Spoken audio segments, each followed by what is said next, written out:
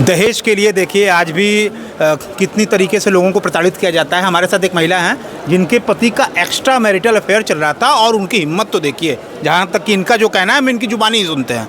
क्या हुआ है आपके साथ? मैं बरकी रामपुर गांव की रहने वाली हूँ।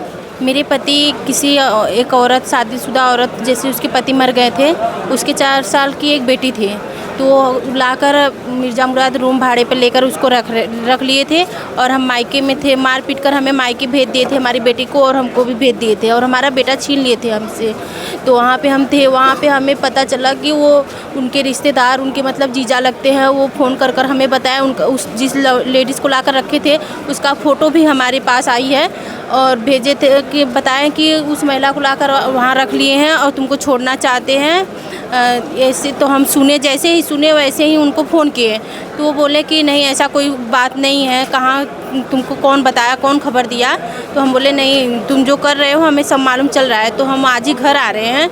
तो वो हमें बोले कि नहीं आना मत, नहीं तो हम तुम्हारा हाथ पैर तोड़ देंगे, तुमको मारकर घर से बाहर निकाल देंगे, तुमको घर आने की कोई ज़रूरत नहीं है, हम तुमको रखेंगे नहीं। और फिर वहाँ से फिर भी हम बोले ठीक है, आपको मारना काटना पीटना जो भी करना है करिएगा, पर हम घर पर आएंगे क्योंकि वो हमारा घर है। हम वहाँ शादी कर कर गए, हम वहाँ नहीं जाएंगे तो कहाँ जाएंगे? हमारे 2 बच्चे हैं, हम कहाँ लेकर रहेंगे उन दोनों को? तो हम ज़बरदस्ती आकर उस घर में रह रहे थे। फिर उसके बाद हमारे पति 2-3 साल से हमें कोई खर्चा नहीं दे रहे थे, 1 रुपये भी नहीं दे रहे थे। फिर उसके बाद हम ज़बरदस्ती दवा दारू के लिए मतलब बोलते थे, बच्चे की शिक्षा दीक्षा के लिए बोलते थे, उसके लिए भी हमें हमेशा रंडी बेच जा, उल्टा सीधा बोलते थे, दूसरों पर इंजाम गलत लगा देते थे कि तुम गलत हो, ऐसे हो ऐसे। किसी से बात करती उल्टा इंजाम हमारे पे ही लगा देते। जब जब हम उसकी गलती पकड़ते थे तब तब वो हमें घर से मार कर भगा देते थे। और फिर उसके बड़े भाई, उसके छोटे भाई, दोनों लोग मिलकर, मेरी सास, मेरी ननद, सब लोग घर पर हमें मिलकर जो हमारा ये दांत दर्द कर रहा था और कान, मारपीट भी की गई आपके साथ? मारपीट किया गया जी, मारपीट भी किया गया। दवा के लिए बोले तो फिर नहीं किए, तो फिर गांव के प्रधान थे, उनसे फ़ोन कर कर बोले भैया ऐसा ऐसा बात है, आप गांव के प्रधान है, थोड़ा हेल्प कर दीजिए, उनको समझा दीजिए, मेरे पति हैं, दवा दारू नहीं दिलाएंगे तो कौन दिलाएंगे? तो वो फ़ोन किए कि अजीत आप ऐसा क्यों कर रहे हैं, आपकी फैमिली है, जब आपके घर वाले सपोर्ट नहीं कर रहे हैं तो आप नहीं करेंगे तो कौन करेगा?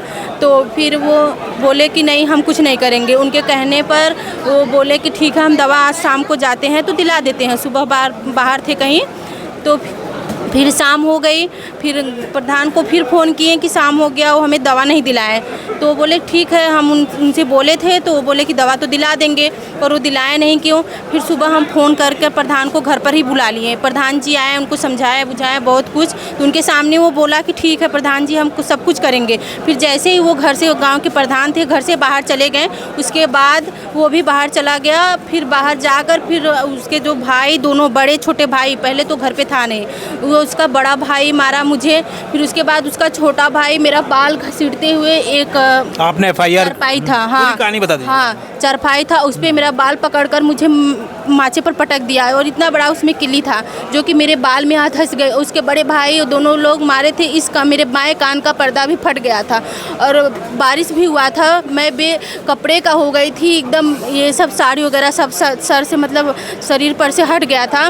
फिर भी वो लोग मुझे मारते पीटते ही रह गए और बोले कि जो करना है कर लो, हम कुछ भी करेंगे तुम्हारे साथ, तुमको मना किए थे कि इस घर मत आना, फिर भी तुम आई हो, अपने मर्जी से रहने के लिए आई हो, तो तुम्हें कुछ नहीं मिलेगा, खर्चा वर्चा दवा दारू कुछ भी नहीं देंगे, रहना है रहो, नहीं तो जाना है तो जाओ। तो फिर हम ज़बरदस्ती लगा कर वहाँ रह रहे थे। तो उस दिन हमें वो लोग ज़बरदस्ती मारे, हम थाने पे गए, कितनी बार कंप्लेन किए, एप्लीकेशन दिए, थाने पर से बार बार समझा कर थाने वाले उनको घर पर भेजते थे, तो हर बार बोलते थे कि हम कुछ नहीं करेंगे, हम इसको अच्छे से रखेंगे, इस बार ले जाएंगे तो अच्छे से रखेंगे। तो इसी के दौरान हमारे पति का चालान कट गया, हमारे जेठ का भी, देवर का भी, सबका चालान कट गया 151 में। तो वो लोग राजा तालाब पे चले गए थे, वहाँ से जमानत करवा के घर पे आए। फिर शाम को उस दिन बारिश हो रहा था, वो हमें घर पर थे, हम अपनी बेटी को लेकर सुबह में फिर हमें और हमारी बेटी को मार पीट कर घर वाले फिर से घर से बाहर निकाल दे। फिर हम रोते रोते 3-3.5 किलोमीटर हम आए, तो वहाँ से ऑटो पकड़ के फिर हम अपने मम्मी को भाई को फ़ोन किए, तो हमारा भाई हमें भाड़े के लिए पैसा भी भेजा 200 रुपये। फिर उसी पैसे से हम अपने मायके गए, जबकि हमारे पिताजी भी एक्सपायर हो गए शादी के 2-3 साल बाद से ही। ये लोग हमेशा शादी के 2-3 साल बाद से ही हमें प्रताड़ित करते आ रहे हैं। दहेज हमेशा पैसे की मांग करते हैं कि इतना पैसा हमें ला कर दो, हमें गाड़ी खरीदना है, हमें दुकान डालना है, हमें पैसा नहीं दोगे तो हम हमेशा ऐसे ही तुमको परेशान करते रहेंगे, तुम्हें सही ढंग से रखेंगे भी नहीं, यही सब बात हमें। तो हमारे साथ हौसला प्रसाद जी हैं जो गरीबों के लिए लगातार तत्पर रहते हैं और उनके केस को लड़ते हैं। इस पूरे मामले को बड़ा निंदनीय मामला है, प्रधानमंत्री के संसदीय क्षेत्र में ये काम हो रहा है। जी, ये सुमन पटेल जी हैं, इनके पति जो है अजीत कुमार पटेल जी हैं, इनके ननद हैं, इनके जेठ हैं, इनकी सास हैं, इनके देवर हैं। इनको मारते पीटते हैं, घर से निकाल दिए हैं। शादी के बाद ही से इनसे 5 लाख रुपए की मांग की जाने लगी कि तुम 5 लाख रुपया दहेज के लिए प्रताड़ित भी किया गया। दहेज के लिए प्रताड़ित किया गया कि 5 लाख रुपया लेकर आओ तुम, तभी तुमको रहने देंगे। किसी तरह के से प्रार्थनी आती जाती रहे, अपने घर वालों से कहते रहे। इसी सदमा में इनके पिता ब्रिजलाल की मृत्यु हो गई।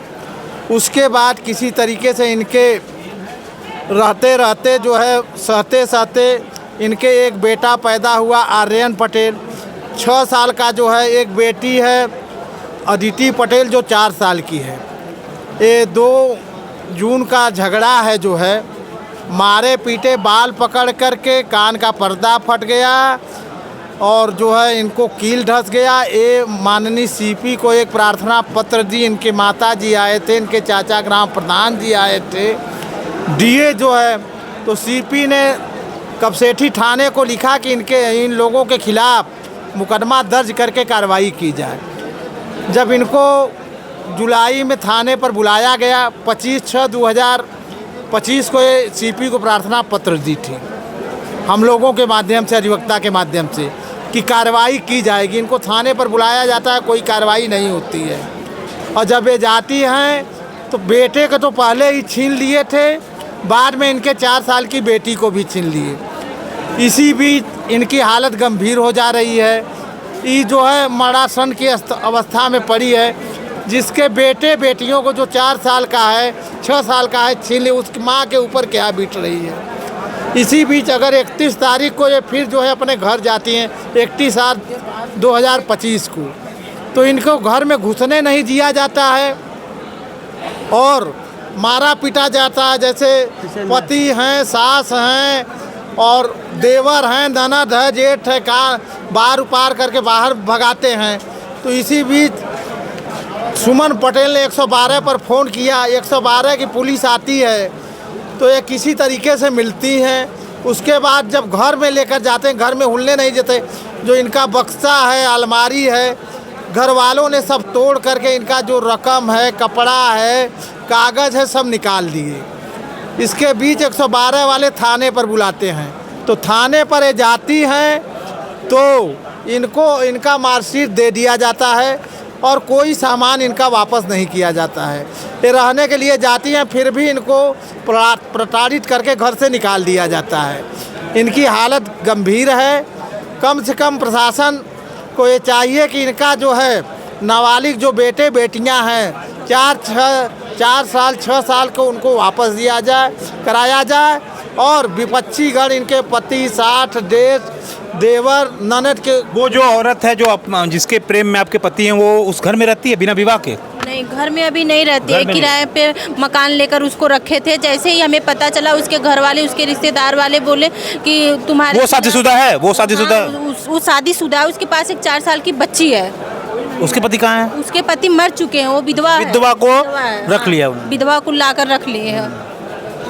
तो ये पूरा प्रकरण था और न्याय के लिए, गरीबों के लिए हमेशा से हौसला प्रसाद जी हमेशा तत्पर रहे हैं। जिनकी आर्थिक स्थिति खराब होती है वो यहाँ आते हैं और न्याय पा करके जाते हैं। देश की बात के लिए हौसला प्रसाद जी के साथ जितेंद्र यादव, धन्यवाद।